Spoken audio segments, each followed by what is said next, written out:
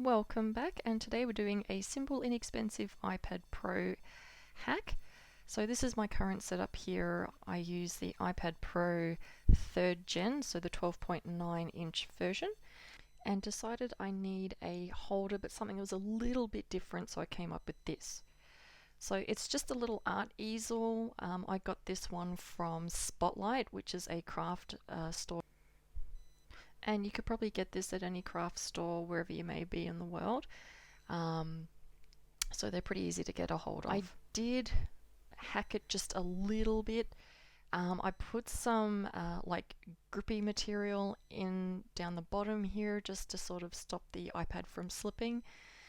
And I also put some on the bottom just to assist with grip, and just use some PVA or craft glue, as you can see, and it's worked pretty well.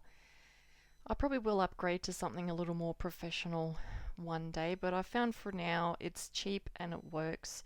This was about $14 Australian.